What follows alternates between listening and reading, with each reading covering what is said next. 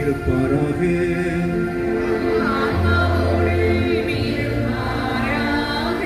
யோவான் எழுதிய நற்செய்தியிலிருந்து வாசகம்.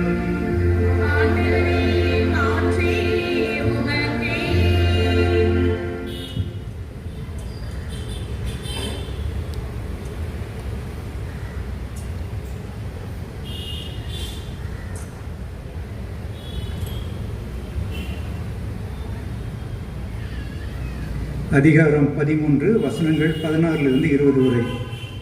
அக்காலத்தில் சீடர்களின் பாதங்களை கழுவிய பின் இயேசு அவர்களுக்கு கூறியது, பணியாளர் தலைவரை விட பெரியவர் அல்ல, தூது அனுப்பப்பட்டவரும் அவரை அனுப்பியவரை விட பெரியவர் அல்ல என உறுதியாக உங்களுக்கு சொல்கிறேன். இவற்றை நீங்கள் அறிந்து அதன்படி நடப்பீர்கள் என்றால் நீங்கள் பேறு பெற்றவர்கள். உங்கள் அனைவரையும் பற்றி நான் பேசவில்லை. நான் தேர்ந்து கொண்டவர்கள் யாரென எனக்கு தெரியும். எனினும் என்னோடு உண்பவனே என் மேல் பாய்ந்தான் என்னும் மறைநூல் வாக்கு நிறைவேறி ஆக வேண்டும். அது நிறைவேறும் பொழுது இருக்கிறவர் நானே என்று நீங்கள் நம்புமாறு இப்போதே அது நிறைவேறும் முன்பே அது பற்றி உங்களுக்கு சொல்லி வைக்கிறேன். நான் அனுப்புகிறவரை ஏற்றுக்கொள்பவர் என்னையே ஏற்றுக்கொள்கிறார், என்னை ஏற்றுக்கொள்பவர் என்னை அனுப்பினவரையே ஏற்றுக்கொள்கிறார் என உறுதியாக உங்களுக்கு சொல்லுகிறேன். இது கிறிஸ்துவின் நற்செய்தி.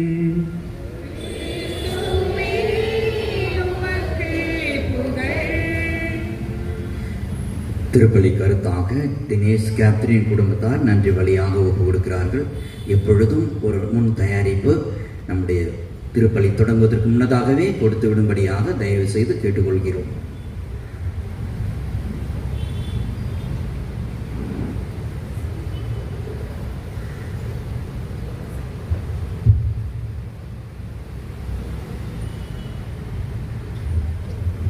கரங்களை உயர்த்தி சொல்வோமா?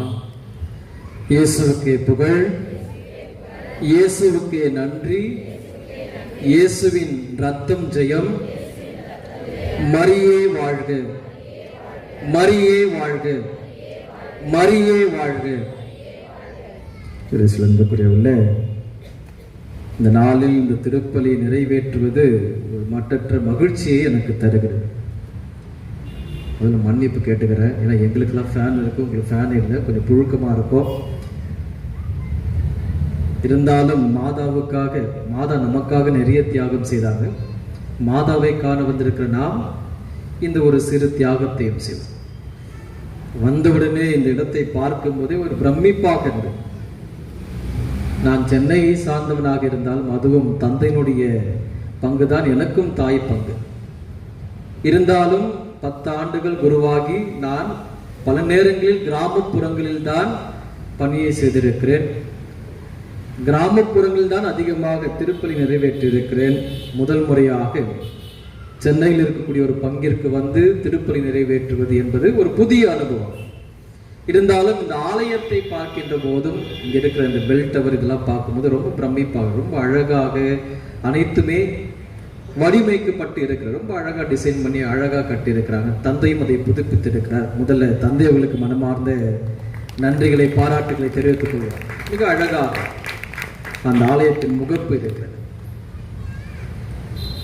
ராயபுரம் சொன்னாலே வட சென்னை ராயபுரம் அப்படின்னு கேள்விப்பட்டாலே பொதுவாக சமூக வலைத்தளங்களில் பார்க்கும்போது ஒரு கலாட்டா நிறைந்த ஒரு இடம், பிரச்சனை நிறைந்த இடம், அப்படிப்பட்ட ஒரு அமைப்பு தெரிவிக்கப்பட்டாலும் நமக்கு காண்பிக்கப்பட்டாலும் இன்றைய தினம் காலையில்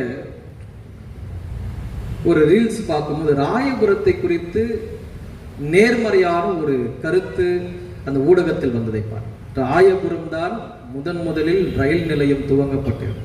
ஃபர்ஸ்ட் ரயில்வே ஸ்டேஷன் ராயபுரத்தில் தான் தொடங்கப்பட்டது. அதிகமாக ஆங்கிலோ இந்தியன்ஸ் வசித்த பகுதி ராயபுரம். இதெல்லாம் சொல்லிவிட்டு அடுத்து 2 விஷயங்கள் சொன்னார். பழமையான ஆலயங்கள் காணப்படுகின்ற தேவாலயங்கள் இருக்கக்கூடிய இடம் ராயபுரம், பழமையான கிறிஸ்தவ பள்ளிக்கூடங்கள் இருக்கக்கூடிய இடம் ராயபுரம். ஆகவே ராயபுரம் ஒரு இலைட் ஸ்டேட்டஸ் இருக்கக்கூடிய ஒரு இடம், அதை எப்போதுமே கீழே வைத்து பார்க்கக்கூடாது. அதற்கென்று ஒரு தனித்துவம் இருக்கிறது, அதற்கென்று ஒரு தனித்துவம் மிக்க ஒரு அடையாளம் இருக்கிறது. அந்த அடையாளத்தில் அவர்கள் சொன்ன விஷயங்களில் நம்முடைய பள்ளிக்கூடமும் நம்முடைய ஆலயமும் அடங்கியிருந்தது. ஆக எல்லாருக்குமே பாராட்டுகள். ராயபுரத்தின் அடையாளங்களுள் நீங்களும் அந்த அடையாளத்தை சார்ந்தவர்கள் என்பதில் பெருமை கொள்ள வேண்டும். சரி, இன்றைக்கு எல்லாருமே வியாகுல தாயை போற்றிட வந்திருக்கிறோம். அந்த அன்னையின் வழியாக ஆசீர்வாதங்களை பெற்றுக்கொள்ள வந்திருக்கிறோம். அம்மா என்று சொன்னால் யாருக்கு தான் பிடிக்காது? எல்லாருக்குமே பிடிக்கும். கடந்த ஞாயிற்றுக்கிழமை நாம் அன்னைய தினத்தை கொண்டாடினோம், அப்படிதானே? அன்னைய தினத்தை எல்லாருமே ஸ்டேட்டஸ்ல பார்த்தீங்கன்னா எல்லாருமே மாம் அப்படின்னு சொல்லி நிறைய, அன்றைக்கு மட்டும்தான் தாயின் புகைப்படங்களை வைத்த ஆண்களை பார்க்க முடியும். அம்மா என்ற வார்த்தைக்கு ஒரு அர்த்தம் இருக்கிறது, ஒவ்வொரு எழுத்துக்கும் ஒரு அர்த்தம் இருக்கிறது. ஆ என்றால் உயிர் எழுத்து, உயிர் தருபவர் அம்மா. இம் என்றால் மெய் எழுத்து, உடலை மெய்யினை தரக்கூடியவர் அம்மா. மா என்றால் உயிர்மெய் எழுத்து, உயிரையும் உடலையும் இணைத்து வாழ்வு கொடுக்கக்கூடியவர் அம்மா. அம்மா என்பது ஒரு சக்தி நிறைந்த வார்த்தை. இந்த உலகத்தில் தன் உயிரை கொடுத்து உயிர்களுக்கு வாழ்வு தரக்கூடியவர் அம்மா. ஆகவே தாய்மார்களின் தியாகம் என்பது அளப்பரியது. முதல்ல இங்க இருக்கக்கூடிய அனைத்து தாய்மார்களுக்கும் ஒரு வாழ்த்துக்களை தெரிவித்துக் கொள்வோம், பாராட்டுக்களை தெரிவித்துக் கொள்வோம். அவர்கள் இல்லை என்றால் உயிர்கள் கிடையாது. அப்படிப்பட்ட சிறந்த கடவுளின் படைப்பு அம்மா.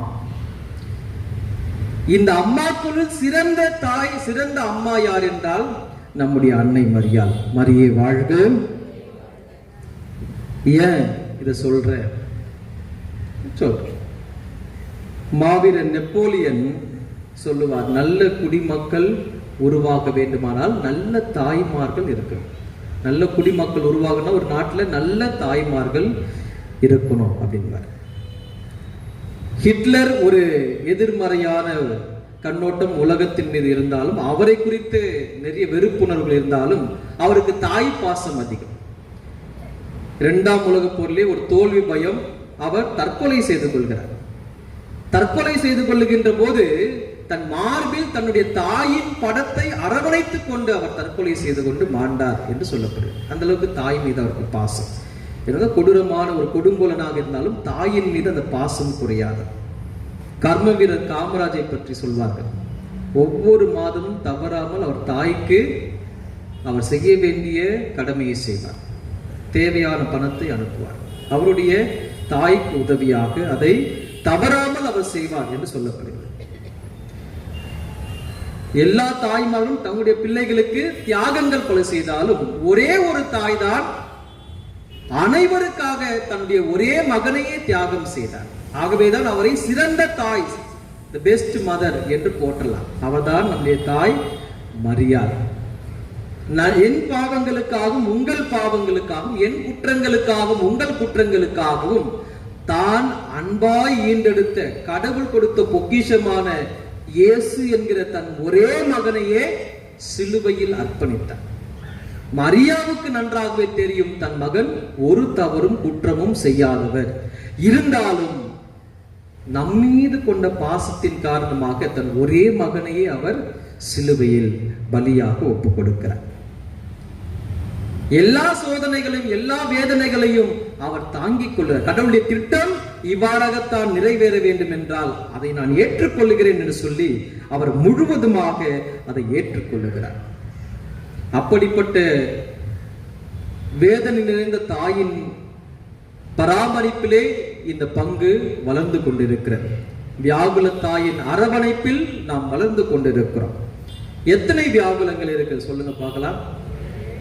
7. யாரு கரெக்டா சொல்றாங்க பார்ப்போம். முதலாவது சிமியோனுடைய இறைவாக்கு, 2வது எகிப்துக்கு தப்பி ஓடுவது, 3வது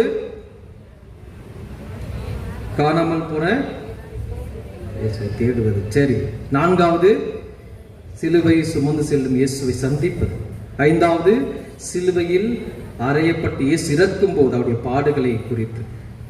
6வது இயேசுவின் உடல் இறக்கப்பட்டு தாயின் மடியில் வைக்கப்பட்ட போது. 7வது அவர் கல்லறையில் அடக்கம் செய்யப்பட்டார். இவ்வளவுதான் அந்த அன்னை துயரங்களை எதிர்கொண்டாரா? இத்தனை துன்பங்கள் தான் அவருடைய வாழ்க்கை. 7 வியாகுலங்களை தான் அனுபவித்தாரா என்றால் கிடையாது. ஆக முக்கியமான வியாகுலங்கள், இன்னும் ஒரு சில முக்கியமான வேதனைகளையும் சோதனைகளையும் அன்னை மரியாள் எதிர்கொண்டார். அவருடைய முதல் அழைப்பு கப்ரியேல் வானதூதரால் அவருக்கு மங்கள வார்த்தை கொடுக்கப்பட்டது, அறிவிக்கப்பட்டது. அப்போதே அவருக்கு வாழ்க்கையில் சோதனை ஆரம்பித்து விட்டது. ஆண்மகன் அறியாமல் அவர் கருவுறுகிறார், தூய ஆவியால் கருவுறுகிறார். யோசித்து பார்ப்போம். இந்த காலகட்டத்தில் இதே ஒரு கான்டெக்ஸ்ட்ல இதே ஒரு பெண் அவருக்கு வானதூதர் வந்து இவ்வாறாக செய்தி கொடுத்தால் அந்த பெண் எந்த அளவுக்கு கவலை கொள்வார்? அதை ஏற்றுக்கொள்வாரா? அந்த மனப்பக்குவம் இருக்குமா? ஆனால் யூத சமூகம் ஒரு ஆணாதிக்க சமூகம். பெண்கள் விலங்கினும் கீழாக கருதப்படக்கூடியவர்கள். எந்த ஒரு உரிமையும் அவர்களுக்கு கிடையாது. கணவனை அறியாமல் ஒரு பெண் கருவுற்றால் அவரை கல்லால் அடித்துதான் கொள்ள வேண்டும். அப்படிப்பட்ட ஒரு கடுமையான சட்டங்கள் பெண்களுக்கு எதிராக இருந்தது. அந்த சூழலிலும் கூட அவர் அனைத்தையும் கடவுளின் திட்டம் நிறைவேற வேண்டும் என்று பொறுத்துக் கொள்ளுகிறார். யாரிடம் போய் எப்படி விளக்குவது? கணவனை அறியாமல் ஒரு பெண் கருவுற்று இருக்கிறார். வெளியே கேட்கும் போது எப்படி சொல்றது? போயிட்டு 4 பேரு பார்த்து கேட்டாங்கன்னா எப்படி அதை விளக்குவது? எக்ஸ்பிளைன் பண்றது எப்படி? எப்படிமா நீ பிரெக்னென்ட் ஆனு கேட்டா எப்படி சொல்வது? தூய ஆவியால் கருவுற்றுன்னு சொன்னா எத்தனை பேர் நம்புவார்கள்? ஆக அங்கே ஒரு மிக ஆழமான ஒரு வேதனையை அன்னை மரியாள் அனுபவித்திருக்கிறார். அது ஒரு பக்கம். இந்த செய்தி கிடைத்தவுடனே அவருக்கு இன்னொரு பதற்றம் இருந்திருக்க கூடும், இன்னொரு பயம் இருந்திருக்க கூடும், இன்னொரு வேதனையை தொற்றிக் கொண்டிருக்க கூடும். என்னவென்றால், நிச்சயிக்கப்பட்ட யோசேப்புவிடம் என்ன சொல்வது? நிச்சயிக்கப்பட்ட பிறகு கருவுற்று இருக்கிறார். யோசேப்பை சந்திக்கவில்லை, கருவுற்று இருக்கிறார். யோசேப்பை சந்திக்கின்ற போது எந்த முகத்தை வைத்துக் கொண்டு அவரை சந்திப்பது? யோசேப்பு தன்னை எப்படி அந்த செய்தியை எடுத்துக்கொள்வார்? தன்னை எப்படி அவர் நடத்துவார்? ஆழமான வேதனை அவருக்குள்ளாகவே ஏற்படுகிறது. ஆக இவ்வாறாக அவருடைய வாழ்க்கையில நிறைய சோதனைகள், அடுக்கடுக்கான சோதனைகள். இயேசுவின் பிறப்பு குறித்த செய்தி கொடுக்கப்பட்ட அந்த நொடி முதலே அடுக்கடுக்கான சோதனைகள். அவருடைய நம்பிக்கையை சோதிப்பதற்கு கடவுள் முற்படுகிறார். அவரும் சோதனைகளை வென்று நம்பிக்கையில் ஆழப்பட்டவராக அவர் விளங்குகின்றார். மாபெரும் சோதனை எங்கே என்றால் கல்வாரியில் தான். கல்வாரியில் தன் ஒரே மகன் குற்றம் சுமத்தப்பட்டிருக்கிறார். அது நிரூபிக்கப்படவில்லை. அவர் அப்பாவி என்பது மரியாவுக்கு நன்றாகவே தெரியும். இருந்தாலும் கடவுளுடைய திட்டம் இவ்வாறாகத்தான் நிறைவேற வேண்டும் என்பதற்காக இயேசுவின் பெரும் துன்பத்தில் துயரத்தில் அவர் பங்கேற்கிறார். இயேசு ஒரு அடிமையை போல அங்கு நடத்தப்படுவதை பார்க்கிறார். உள்ளம் துடிதுடித்து போகிறது. இதோ சிலுவையில் யாரெல்லாம் இறக்கிறார்களோ அவர்கள் எல்லாம் சபிக்கப்பட்டவர்கள் என்பது யூதருடைய எண்ணம். தன் மகன் ஒரு சபிக்கப்பட்டவனாக சிலுவையில் அறையப்படுகிறாரே, அதைவிட ஒரு பேரிடி என்ன இருக்க முடியும்? வேதனை என்ன இருக்க முடியும்? உச்சகட்ட ஒரு சோதனை மரியாவுடைய வாழ்க்கையில் என்னவென்றால் அது புனித சனி என்றுதான்.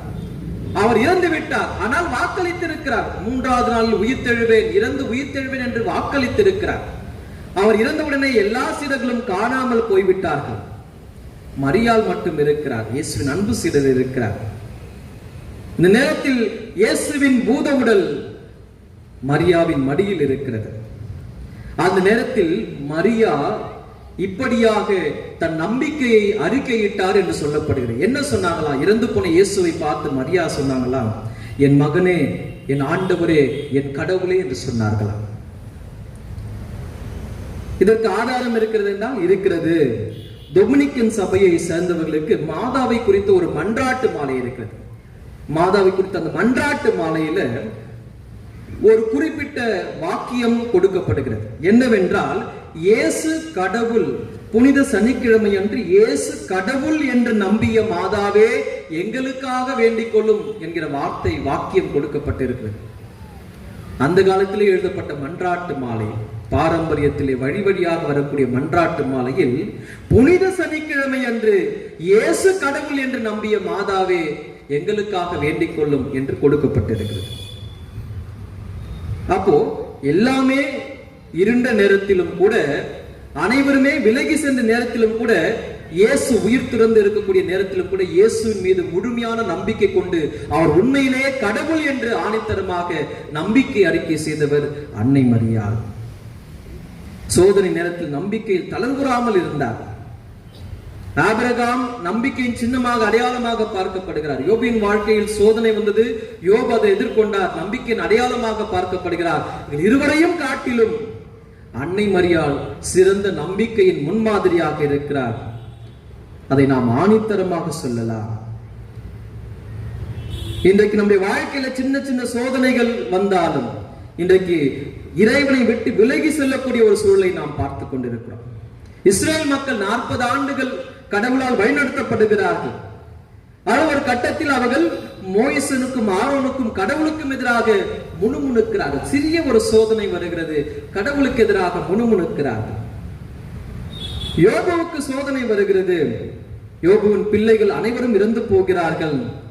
ஆடு மாடுகள் எல்லாம் அழிந்து போகிறது. யோபுவுக்கும் கொடிய நோய் வருகிறது, புழு அரிக்கிறது, நண்பர்கள் விலகி செல்கிறார்கள். ஆனால் கடவுளை தொடர்ந்து போற்றி துதித்துக் கொண்டே இருந்தார். மனைவி கூட அவரை பார்த்து சொல்ல, கடவுளை பழித்துறை என்று சொல்லுகிறார், பழித்துரைத்து செத்துப்போ என்று சொல்லுகிறார். ஆனால் யோபு அந்த சோதனைக்கு உட்படவில்லை, கடவுளால் ஆசீர்வதிக்கப்படுகிறார். ஆண்டவர் இயேசு திவ்ய நற்கருணை குறித்து யோவான் நற்செய்தி 6ஆம் அதிகாரத்திலே பார்க்கிறோம். எடுத்து சொல்ல, நானே வானில் நின்று இறங்கி வந்த உயிருள்ள உணவு என்று சொல்லுகிறார். அந்த வாக்கியத்தை சொன்ன பிறகு அவரோடு இருந்த சீடர்கள் கழன்று செல்லுகிறார்கள். அன்று முதல் அவர்கள் அவரை விட்டு விலகி சென்றனர் என்று நற்செய்தியிலே வாசிக்கிறோம். ஆக இன்றைக்கு சோதனைகள் வந்தவுடனே பலரும் கடவுளை விட்டு விலகி செல்லக்கூடிய ஒரு சூழலை பார்க்கிறோம். ஆனால் மரியா மட்டும்தான் இறுதி வரையிலும் எல்லா சோதனைகளையும் எதிர்கொண்டு கடவுளோடு வழிநடந்தவராக இருக்கிறார். கடவுளை இறுக பற்றி பிடித்துக் கொண்டவராக மரியா இருப்பதை பார்க்கிறோம். அன்புக்குரியவர்களே, ஒரு குழந்தை பயப்படுதுன்னா யாரை போய் கட்டி பிடிக்கணும்? அவங்க அப்பா இல்லைன்னா அவங்க அம்மாவை தான் அதிகமா கட்டி பிடிக்கும். எல்லா சோதனை பயத்தின் நேரத்திலும் கூட மரியா இறைவனை இறுக பற்றி பிடித்துக் கொண்டார். ஆகவேதான் நம்பிக்கையில் உறுதியாக இருந்தார். ஆக நம்பிக்கையின் சிறந்த முன்மாதிரி என்றால் இந்த அன்னை மரியாதான். அனைத்து வாழ்க்கையின் வியாகுலங்களையும் சோதனைகளையும் சவால்களையும் துணிச்சலோடு கடவுள் துணையோடு சந்தித்தார். ஆகவே நம்பிக்கையில் அவர் உயர்ந்திருந்தார். ஆகவேதான் விண்ணகத்திற்கும் மண்ணகத்திற்கும் அரசியாக கடவுளால் முடிசூட்டப்பட்டார். இந்த அன்னையை போற்றுகிற, இந்த அன்னையிடம் ஜெபிக்கிற அவருடைய பிள்ளைகளாகிய நாம் நம்முடைய நம்பிக்கை வாழ்க்கையில் எப்படிப்பட்டவர்களாக இருக்கிறோம்? சிறிய சிறிய பிரச்சனைகள், தோல்விகள், நஷ்டங்கள், பயங்கள், வேதனைகள், வலிகள், துயரங்கள் வருகின்ற போது கடவுள் மீது நாம் கொண்டிருக்கிற நம்பிக்கை எப்படிப்பட்டதாக இருக்கிறது? பல நேரங்களில் நம்பிக்கையில் தளர்வுற்று நாம் சோர்ந்து போகிறோம். ஒரு சிலர் ஆலயத்திற்கு வருவதை விடுத்து வீடுகளிலேயே முடங்கி போகிறார். அன்னை மரியா நமக்கெல்லாம் சிறந்த முன்மாதிரி. எல்லா சோதனைகளுக்கு மத்தியிலும் கடவுள் மீது நம்பிக்கை வைக்க வேண்டும். காரணம், அனைத்திலும் கடவுள் பெரியவராக இருக்கிறார். கடவுளால் முடியாதது என்று எதுவுமே கிடையாது. உலகத்தின் பார்வையில் இது முடியும், இது முடியாது என்று சொல்லப்பட்டாலும் கடவுளின் பார்வையில் முடியாதது என்று எதுவுமே கிடையாது. கடவுளால் எல்லாம் இயலும் என்கிற கோட்பாட்டினை அன்னை மரியாள் தன்னுடைய வாழ்க்கையில் கொண்டிருந்தார். கடவுளால் எல்லாம் முடியும். For God everything is possible. அனைத்துமே முடியும். அந்த நம்பிக்கையில் தான் அன்னை மரியாள் அவருக்கு அந்த வானதூதர் கப்ரியேல் வானதூதர் செய்தி கொடுக்கப்பட்ட அந்த நொடி முதல் வாழ்ந்து கொண்டே இருந்தார். ஆகவேதான் கடவுளால் அவர் மிகவும் உயர்த்தப்பட்டார். அந்த அன்னையை போற்றக்கூடிய அவருடைய பிள்ளைகளாகிய நாமும் நம்பிக்கையில் ஆழப்பட்டு வாழ்ந்திட அழைக்கப்படுகிறோம். கடவுள் சோதனைகளை அனுமதிக்கிறார் நம்முடைய நம்பிக்கையை சோதித்தறிவதற்காக. ஆகவே சோதனைகள் வருகின்ற போது துவண்டு விடக்கூடாது. யோபுவுக்கு சோதனைகளை அனுமதித்த அதே ஆண்டவர் நம்முடைய வாழ்க்கையிலும் சோதனைகளை அனுமதிக்கிறார்.